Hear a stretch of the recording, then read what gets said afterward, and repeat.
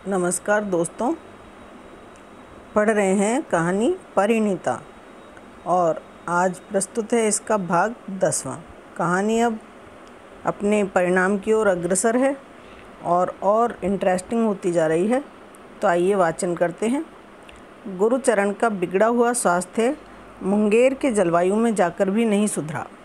साल भर के लगभग बीतने पर वे दुख का भारी भार अपने सिर से उतारकर संसार से चल बसे। गिरीन्द्र सचमुच उन्हें हृदय से चाहने लगा था और अंत तक उनकी यथाशक्ति सेवा सहायता करता रहा।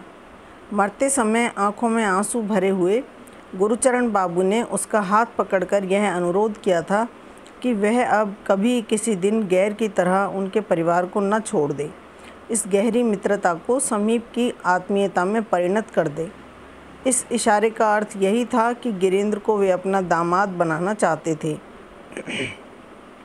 गुरुचरण ने गिरीन्द्र से कहा था कि यह सुखदायक संबंध अगर मैं यहाँ नहीं देख सका, बीमारी वगैरह की उलझन में समय नहीं हो सका तो कुछ हर्ज नहीं, मैं परलोक में बैठकर देख लूँगा।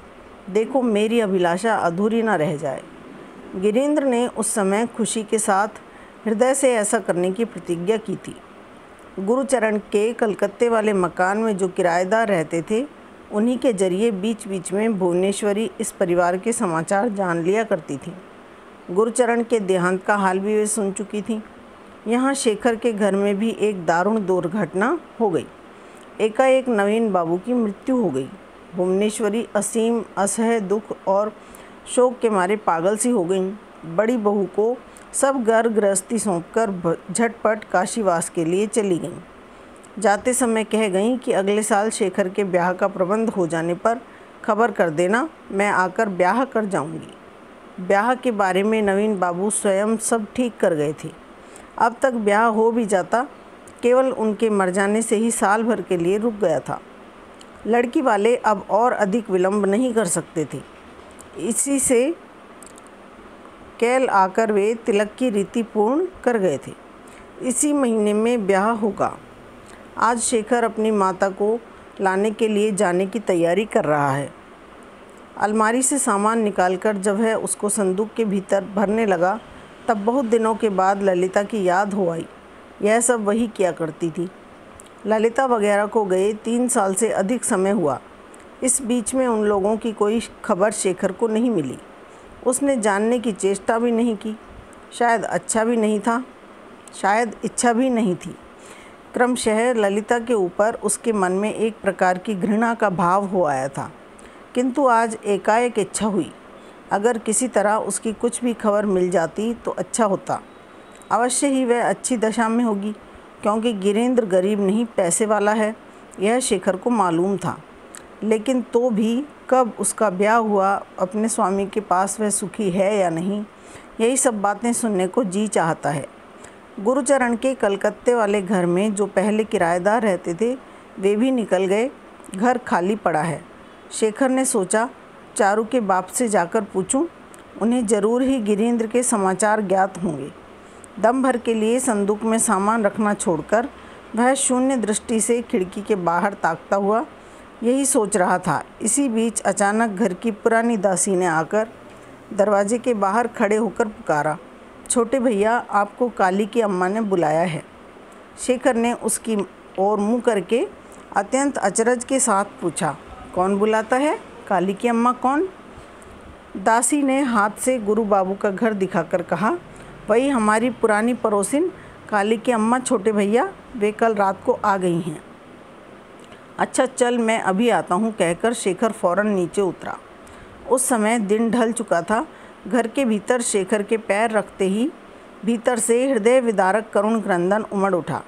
विधवा के वेश में बैठी हुई गुरु बाबू की स्त्री के पास जाकर शेखर उसी जगह ज़मीन में बैठ गया और चुपचाप धोती के घूंट से अपने आंसू पोंछने लगा। केवल गुरुचरण के लिए ही नहीं, अपने पिता के लिए भी वह शोकाकुल और विह्वल हो उठा। शाम हो गई।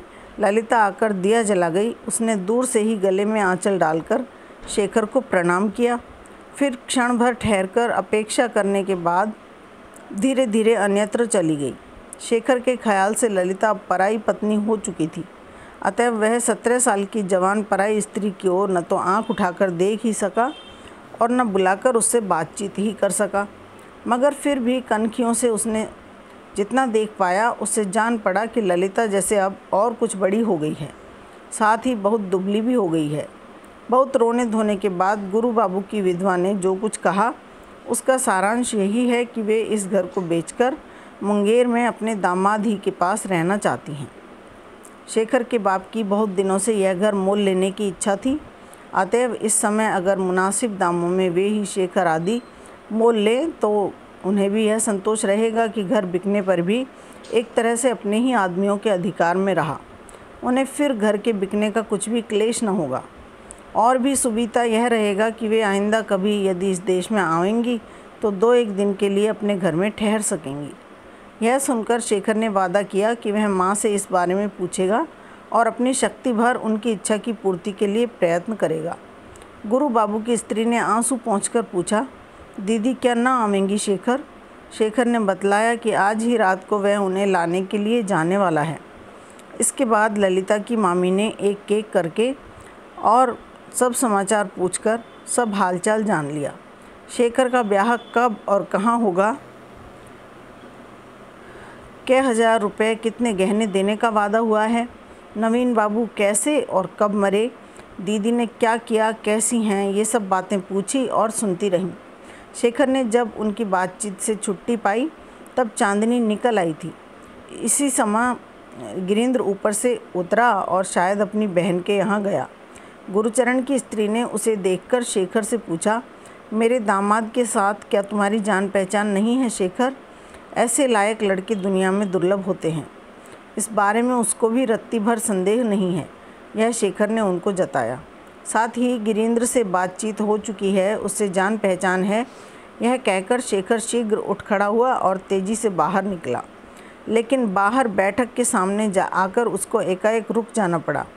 अंधेरे में दरवाजे की आड़ में ललिता खड़ी थी। उसने कहा, सुनो तो, आज क्या माँ को लाने के लिए जाओगे? हाँ। वे क्या बहुत अधिक शोक से व्याकुल और शिथिल हो गई हैं? हाँ, उस समय तो पागलों किसी हालत हो रही थी। तुम्हारा शरीर कैसा है? अच्छा है, कहकर शेखर फौरन पेशतर चला गया। राह में आकर लज्जा और घृणा के मारे एड़ी से चोटी तक शेखर का शरीर कांप उठा। ललिता के बहुत निकट खड़े होना पड़ा था। यह सोचकर उसे जान पड़ने लगा कि उसका भी शरीर अपवित्र हो गया है। घर में आकर उसने किसी तरह संदूक को बंद कर दिया। गाड़ी छूटने में अभी अरसा था।